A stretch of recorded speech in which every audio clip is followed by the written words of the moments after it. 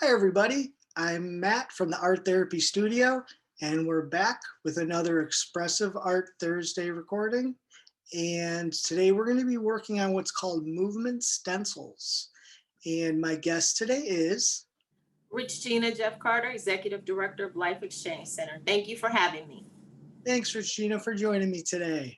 I'm going to tilt my camera down, show us our supplies for our movement stencils, and we'll get started. Got some markers, colored pencils, anything you want to use for coloring. And we have an image we're going to use, base image for our stencil. This is a magazine image I cut out. We're also going to try and go with a thicker sheet of paper if we have it. I found just some old cardboard from a cereal box I could use. This was thicker paper we've used in the past, multimedia paper it's called. I just folded it over on itself a few times. This could also be a stencil. And then I've got some tape and scissors. So how we're going to do this today, it's a few steps. So first we have our magazine image that we cut out. And what we're going to do then is we're going to place this onto whatever we're going to use as our stencil. So what I'm going to do is I'm actually going to go with, let's see, just some thicker paper here that I folded up. So we're going to simply take our stencil. Okay. And if you want to use tape, you could put a little bit underneath. If you have a steady hand, you can simply just hold your magazine image and just trace around that with some pencil. I am going to place just a couple pieces of tape under mine.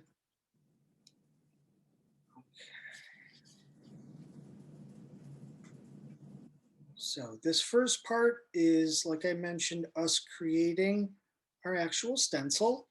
So we take our magazine image and we could just take a pencil and just lightly trace around. Okay, so I have my image traced. Okay, I do too. It was very relaxing, may I say.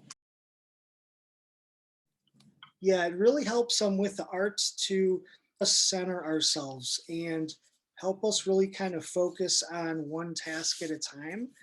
We can really put aside busy in our minds that day. Do we have a lot that we're thinking about? It's okay to just kind of mentally take a break on that stuff. Okay, then for the next part, we are ready to cut out our stencil. Okay. Any kind of scissors you have at home. I always like to mention for even the kiddos at home, even adults or teens if we need it, it's okay to use some safety scissors around the house. These I found just at a local craft store. They're the rounded tip there. These actually help because they're smaller. I've noticed working in a smaller cutting space. So instead of, say, a large pair of scissors, I have one here, for example, this is going to be harder to really cut around and into the smaller grooves of our stencil. So if we have a smaller pair of scissors, it helps if we're working in a smaller space. Okay.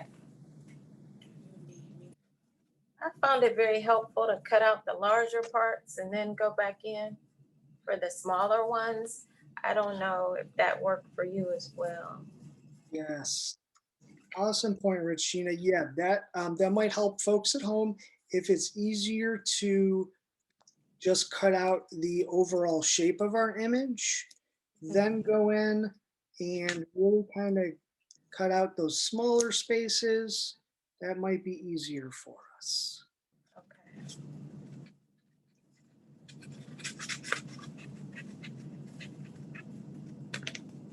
And with the art, I always like to mention just checking in with our comfortability with the supplies. As we're cutting now, for example, is our hand really stressed? Is it getting kind of sore with the cutting? Do we need to maybe loosen up on our scissors? change our grip in any way.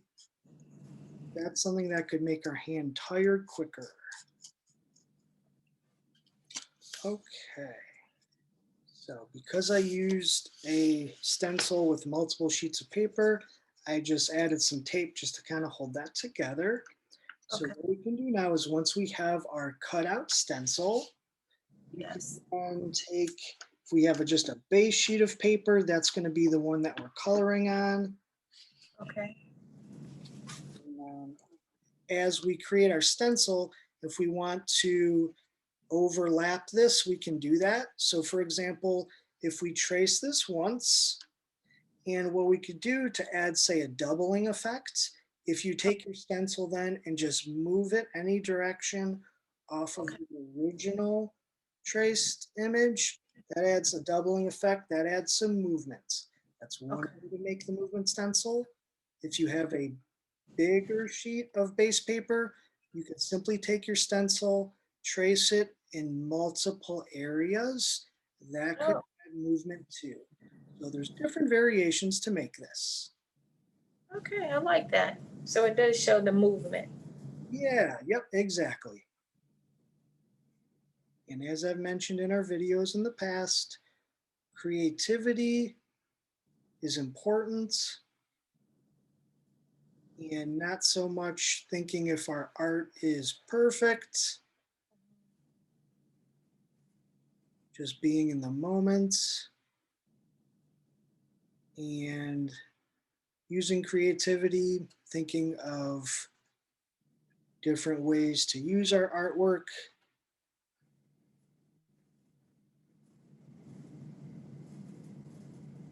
That can be very healthy for us. Yes. I really like your design so far, Richgina. Oh, thank you. I kind of messed up on this one. My finger lifted up the stencil and I kind of went off track. So I'm trying to clean it up. But thank you, though.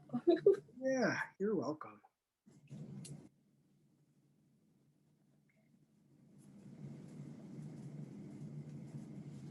Okay, I think I kind of made my motion with a few Very areas, but I think I pretty much have a runner here. cool. Okay. So I think I'm at a point too where I'm ready to add some color.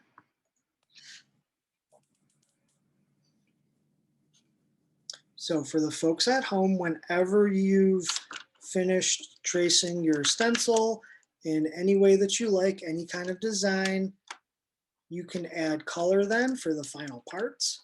So you could add anything you want with drawing tools. You can add, like I mentioned, markers, colored pencils, even some crayons. That is where this also gets really creative. Almost feel like I wanted to do watercolors. Yeah, that's an excellent option to this. So we could change this up. So like I said, markers, color pencils, we could do watercolors. There are also water-based markers. Those offer a little more control than say watercolors. You could add water to the water-based markers where they almost have a look like watercolors. So that could be another option too if we'd rather go with that.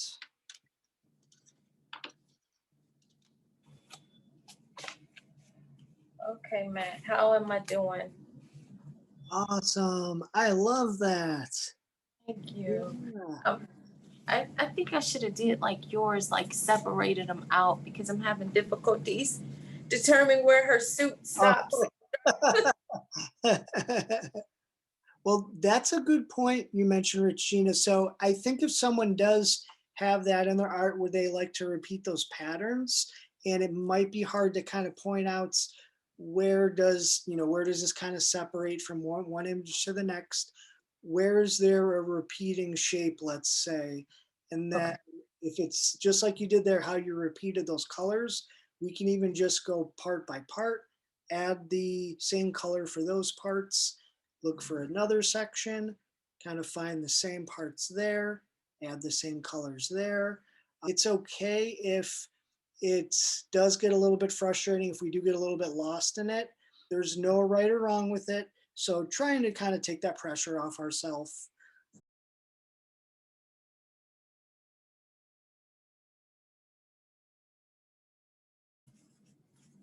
And I love that you can just use basic supplies that you have in your home. So I do enjoy that you could just use a basic pencil and some paper and create a piece of art. So find something that you have in your home. Yeah, excellent point. Yeah, it could feel that in order to create art, sometimes we might have this idea of, well, I need, say, art supplies. I need something from the art store. It's really surprising when we just kind of look through our house, see what we can find. And I bet a lot of folks would be really surprised, even with non-traditional art materials. So, for example, if we do have something, even to draw with or paint with, if we don't have a paintbrush, we could use plastic utensils. You could paint with a plastic fork, a plastic spoon. It's going to create a different look than a brush, but we don't always have to have those traditional store-bought art supplies. Excellent point. When we trace a line, or shading something in with color, just really being in the moment with something as simple as that could help center us in the moment. And even how we draw, do we need to check our breathe? So that could definitely help us in the moments just to even relax a little more. That is true.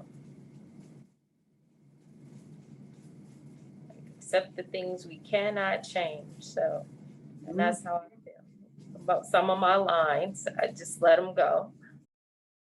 Try to have some acceptance with ourselves and our artwork. Wow, I love how your patterns, Richgina, are just really, they're jumping out. Oh, thank you.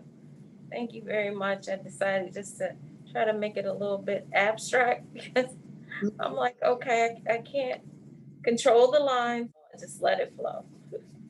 Yeah, that's awesome. But thank you.